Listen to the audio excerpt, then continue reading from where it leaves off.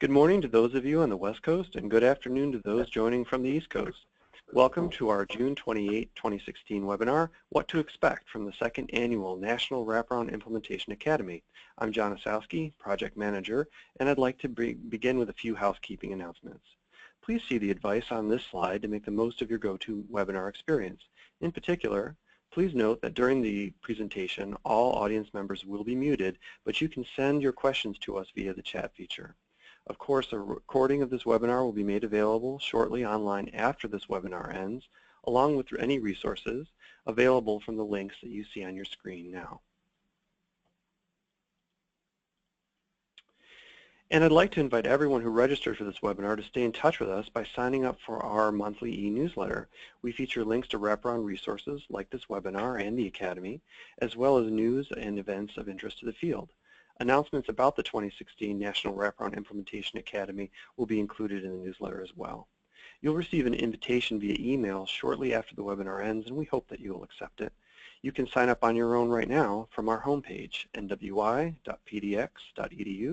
and scroll down to the newsletter sign-up form. So welcome to today's webinar, What to Expect from the Second Annual National Wraparound Implementation Academy. Our panel today consists of National Wraparound Implementation Center partners who are organizing and presenting during the Academy. For those who may be unfamiliar, the National Wraparound Implementation Center, or NWIC, supports states, communities, and organizations to implement wraparound effectively. NWIC's work is focused on building sustainable local capacity to provide model-adherent, high-fidelity wraparound, thereby increasing positive outcomes for children, youth, and their families. NWIC is a partnership among 3 leading universities involved with wraparound implementation: the University of Washington School of Medicine, Portland State University School of Social Work, and the University of Maryland School of Social Work. These 3 universities collaborate to ensure sites have access to comprehensive support for implementing model-adherent, high-quality wraparound, and they are collaborating to produce this academy. So joining us today, we have the following NWIC partners: Marlene Metarez and Michelle Zabel, both with the University of Maryland School of Social Work, the Institute for Implementation and Innovation, and they are presenting in the care coordination, staff supervision, and finance and policy tracks, respectively. Jennifer Schurer-Coldiron, Wraparound Evaluation and Research Team, or WIRT, from the University of Washington, and she's presenting in the Research and Evaluation track. And we have Janet Walker, Director of Pathways RTC and Co-Director of the NWI, who is presenting in the Supporting Youth and Young Adults in Wraparound track. So very briefly, here's what we'll be covering today. First, we'll look at the Academy structure and schedule, and then we'll have an introduction and overview to our Academy presenters. Finally, you'll have a chance to have your questions answered.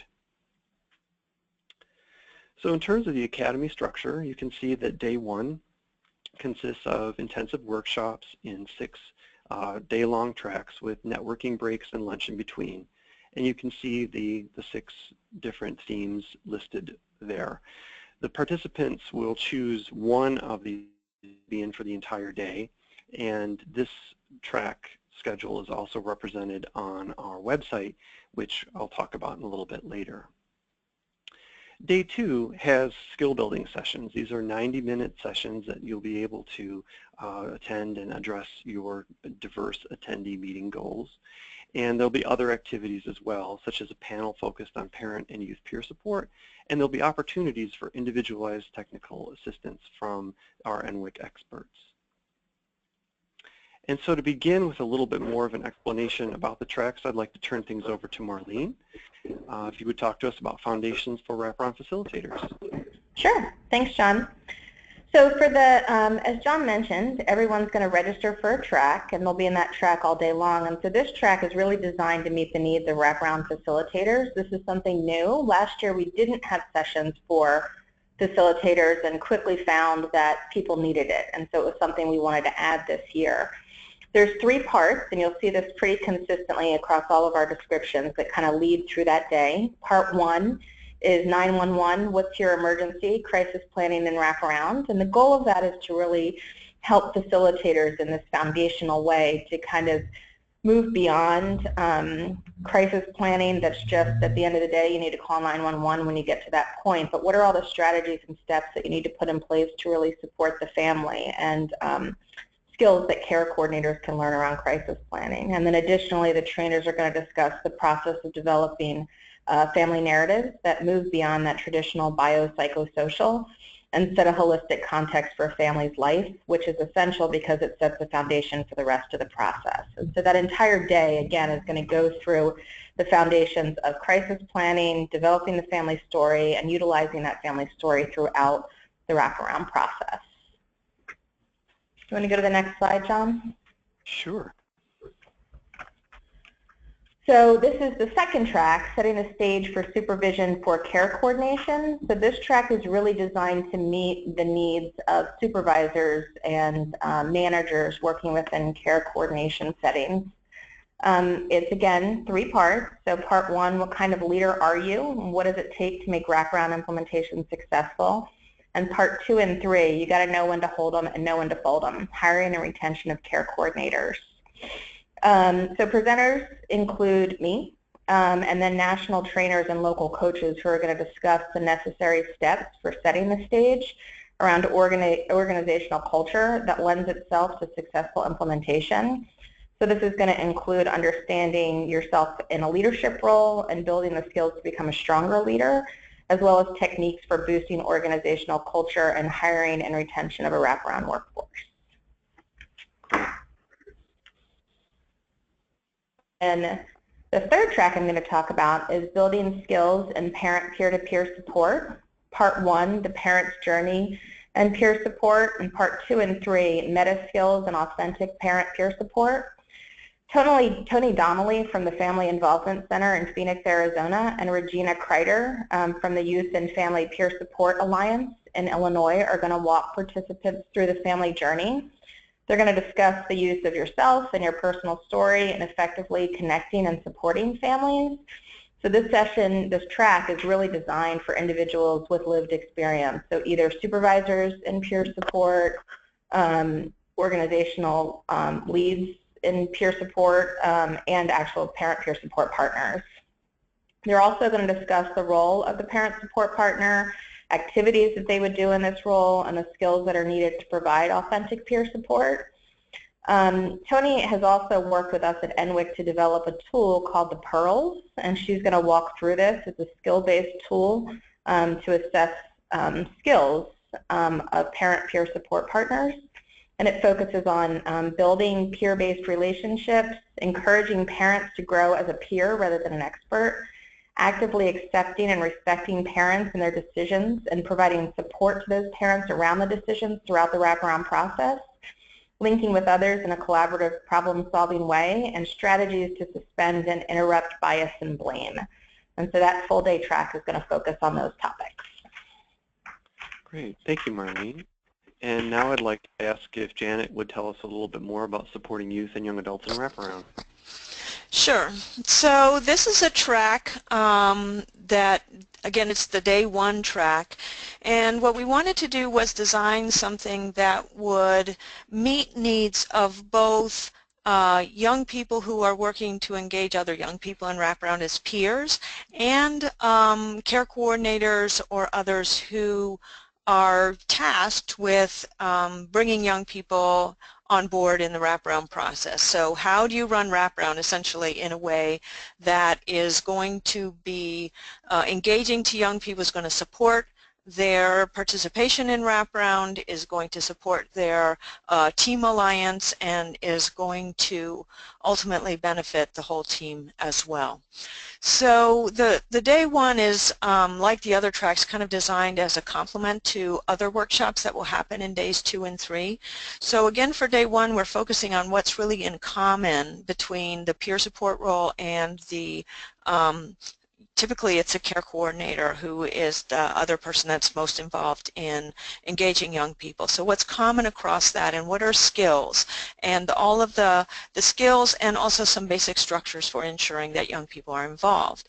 And this, all of that information that we'll be presenting is based in research that we have done and that others have done, particularly research on our Achieve My plan approach, which we have recently completed a randomized study that compares care coordinators. So this is the Achieve My Plan. Original Achieve My Plan was done to work with care coordinators and what we call coaches to implement some basic procedures and techniques for engaging young people in Wraparound. And our randomized study compared Wraparound with this Achieve My Plan enhancement versus regular Wraparound and found pretty dramatic increases in the extent to which young people felt that they participated in and were engaged in team meetings, the extent to which other stakeholders and participants, including care coordinators and family members, felt that young people were engaged, high level of satisfaction among all caregivers, and improved team alliance between the young people and their Wraparound team. So we were pretty happy with that.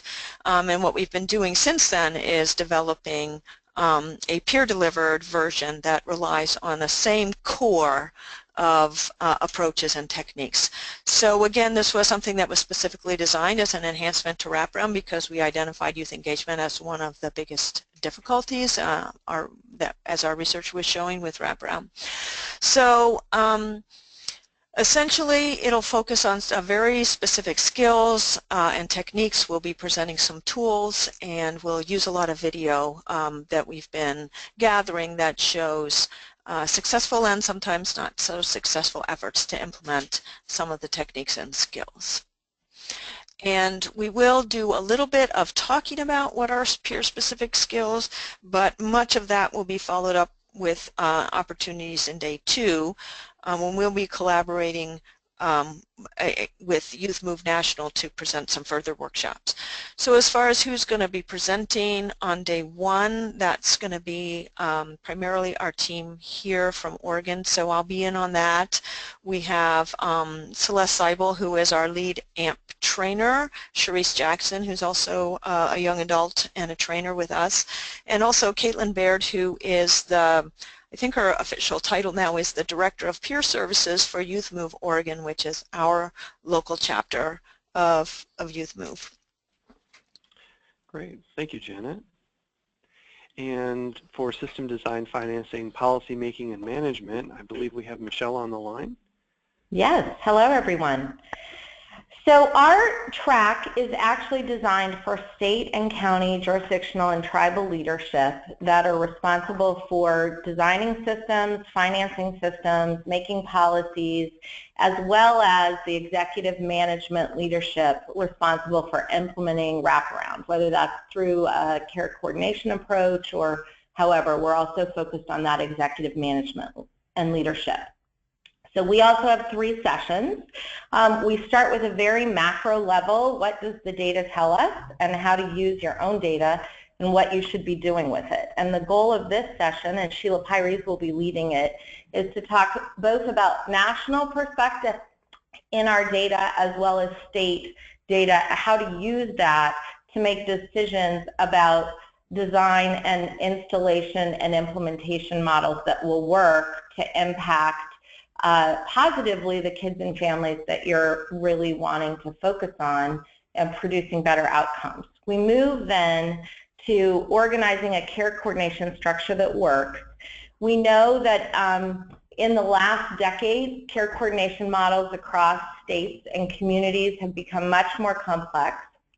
There are care coordinators in lots of different arenas that take organization and process and policy and structure to make sure that they're coordinating amongst each other. Most recently, the National Technical Assistance Network for Children's Behavioral Health held an expert convening of state leadership, family, youth leadership, managed care companies, and a wide variety of other experts in the field to really hone in on what do we know about approaches for care coordination structures that work, and what are we seeing from the field, from the states and communities. And so we'll be reporting out on that information, as well as using the National Wraparound Implementation Center's experience in up to 15 states and models that are working, how to align with managed care coordination, health home care coordination, the upcoming community behavioral health centers models that states are testing, and so on. And I look forward to that session with experts such as Sheila Shannon Robshaw from South Carolina and Louisiana, Diana Simons, Massachusetts, as well as throughout this track, we will be calling on our state and local leadership to be part of panels. Those folks who are currently implementing in today's systems, folks like Liz Manley from New Jersey, Joni Levison Johnson, choices in multiple states, other states that are agreeing to come as well. So we'll be using a panel model, so there'll be information provided as well as current state guidance around how they're successfully implementing their systems. And then finally on this day, we'll focus on financing care coordination using high fidelity wraparound and get into the nuts and bolts of what we see across the states, mechanisms they're using, and so on, which sets the stage then for day 2 and 3 to even do a deeper dive if you choose to stick with this track or these sessions moving forward. So I look forward to seeing everyone there. Great, thank you, Michelle. And lastly, but certainly not least, I'd like to turn it over to Jennifer for our evaluation, research, and outcomes management track. Yeah, thank you. So this year we are doing a full-day intensive training. I'm co-leading the training with April Sather and Dr. Eric Bruns. We work here at the University of Washington with the Wraparound Evaluation and Research team. And the training is geared towards professionals who are being asked to track wraparound fidelity and or outcomes. So we're talking about wraparound program administrators, quality assurance directors, state and system level managers. So Michelle mentioned using data, and I think that's more geared towards financial data. We're talking about practice level data and youth and family outcomes. So our day together will be spent going through 3 progressive sessions that will help attendees really develop hopefully a feasible and sustainable wraparound accountability plan.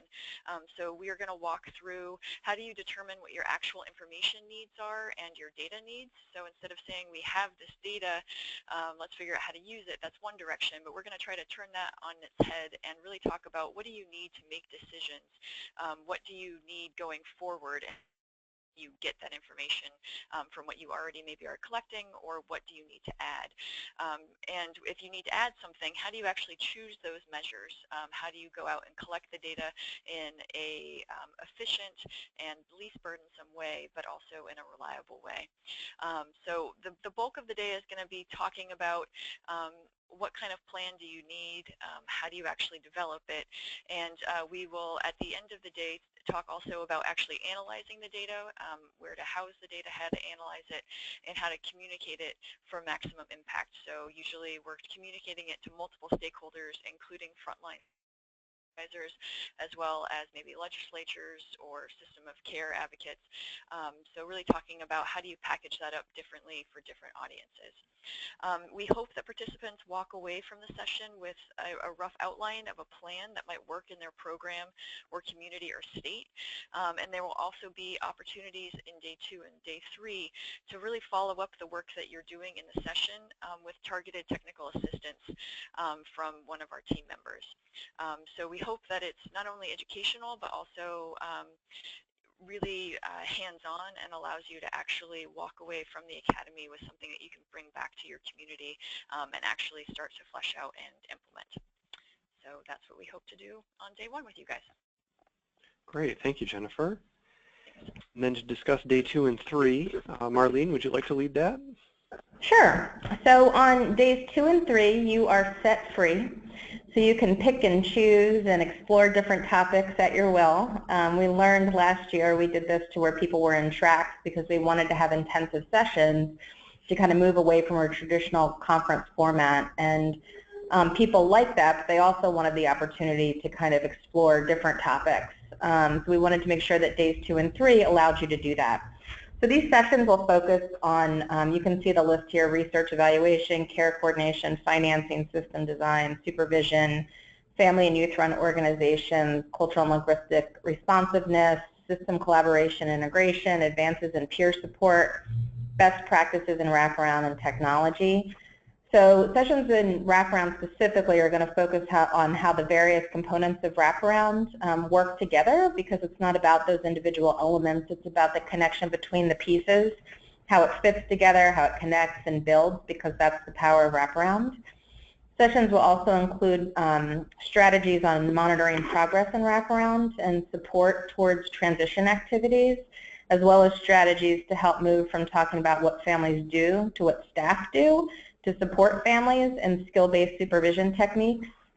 And then additionally, sessions will include content on building skill in staff, as well as enhancing techniques to monitor HR issues, paperwork, staffing challenges, and things along those lines. Session presenters, in addition to who's been presenting on day one, include Jane Walker and other members of FREDLA, the Family-Run Executive Director Association, Johanna Bergen, Bree Maselli, and Marika Johnson of Youth Move National, as well as John Vandenberg and John Katov. Sessions are going to include topics like youth voice and decision making, sustaining youth and family leadership, assessing readiness for becoming a parent peer support provider, LGBTQ I2S youth and wraparound, understanding more about the open table process and what that includes, the faith-based process, working with faith-based communities, and others as well. So Janet, did you have anything that you wanted to add about what will happen on days 2 and 3? No, that covered it pretty well. As we mentioned, Youth Move National is going to take a big lead in sort of fleshing out our track on, or the offerings on youth and young adult participation, empowerment at all levels of decision making, from their individual treatment decision making up through systems, policy, and organizational policy and direction setting. Great. Michelle, how about you? Did you have anything you wanted to add? Well, the only thing I want to add is that we will do a real deeper dive into financing home and community-based services and literally do a hands-on workshop around rate setting, and not just the methodology, but lessons learned across states in terms of their rate setting approaches. Great. And Jennifer, for evaluation-focused topics, do you have anything you want to add? Yeah, I just wanted to add one other thing that might be of interest to people who are doing our Day 1 intensive. Dr. Eric Bruns and I will be presenting some information about a recent literature review that we did that really looked at all of the peer-reviewed articles that have been published in the past 25 years, so over 200 articles. And we are going to present what the weight of the evidence really tells us about important topics like wraparound effectiveness, implementation best practices, the impact of peer supports, and such. And we really are gearing it towards professionals who are being asked to demonstrate wraparound effectiveness, maybe people who are writing grant proposals or involved in implementation or accountability monitoring. So people who are really interested in what is formally known about wraparound. So that's an hour-and-a-half long session that I believe is on day 3. Great. Yep. Thank you. Wonderful. And then Marlene, would you like to tell us a little more about the roundtables and individualized TA? Sure. This is something new that we wanted to try this year as well. So at lunch on day 2, we're going to have roundtables. So there'll be various tables with different topic areas and at least one person who has expertise in that topic area at a table. And until the table's full, you can kind of pick and sit down and have lunch and engage in a dialogue about a specific topic, which could be youth leadership, experiencing high turnover rates in wraparound, financing, system design, increasing research response rates. I mean, there's a variety of topics. We'll have a full list. And you also can choose not to do that and have lunch at a table without talking to any of us. But that is an option for some more individualized TA. And then throughout the conference, you'll notice in the agenda at a glance that there's time for individualized TA with content experts. And so there'll be a sign-up list where you'll have 20 minutes to sit down by yourself or with a team if you're bringing the team and meet with a content expert around a specific topic and really talk about your specific needs in your organization, in your state, or your community. So that'll be available as well across all these different content areas. The experts that you see presenting will have time allotted to provide that kind of TA, and we're excited to be able to offer a mix of all of these things at this conference this year. Great. And Marlene had mentioned the agenda at a glance. We do have our most current agenda available online, so we encourage you to visit nwic.org and just click on the image on our home page. You'll be taken to a registration page and you can download the agenda from there. At this point, we were going to turn over everything to you for questions and answers. So we haven't really received anything yet in the chat box, and we have a few more minutes left. Maybe, I'm not sure if any of our panelists have anything to add to the Academy description in general, or some encouragement for folks to come.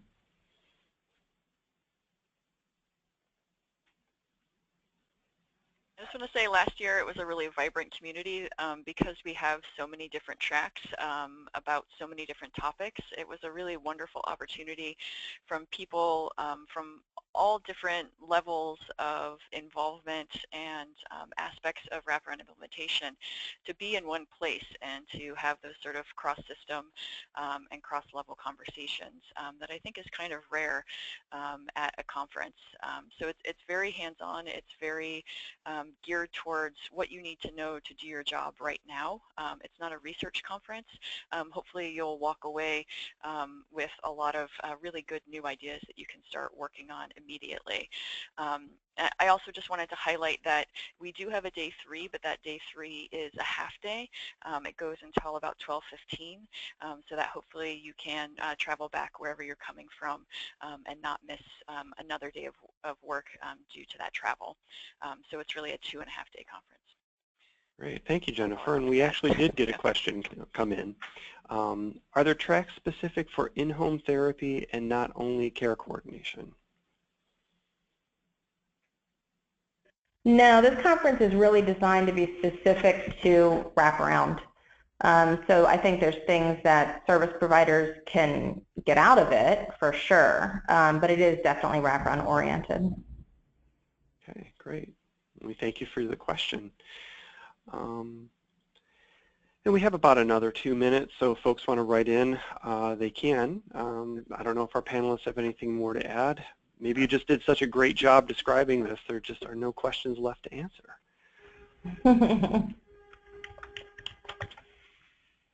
Well, people can also always email. When you go onto the nwic.org website, there's a way to get in contact with us if you do have additional questions. Register soon, because as John mentioned, the early bird registration is in a couple of days, so if you're interested, I would encourage you to register as soon as possible so you can get that discount. Absolutely, and we did get one more question. This will be our final question for today, and I believe this will be for Janet. Will any track cover youth support? Yeah, so I'm not sure if that's youth support or youth peer support.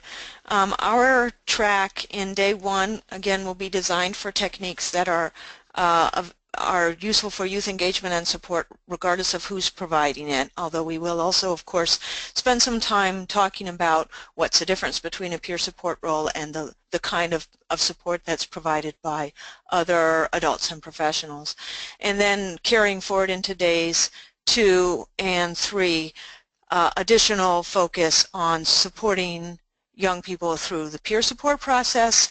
Particularly the topic that we found was most in demand last year when we did this topic was around supervision of youth peer support providers. And then again, some of that looking at supporting youth through other kinds of processes, for example, supporting youth voice in decision-making and advising at the organizational and system level, and also supporting youth-led organizations and some various other topics as well. Great, thanks Janet. And I believe that's about all the time we have for today, so we want to thank folks for joining us. And I just want to remind everybody that if you have any additional questions, as Marlene mentioned, you can just go to nwic.org and you can fill out our form. And remember that early bird registration ends on the 30th, but you can register by just clicking on our homepage and following the instructions from there. Thank you all for your time, and we wish you all the best. Hope to see you in September in Washington. Take care now, folks. Bye-bye.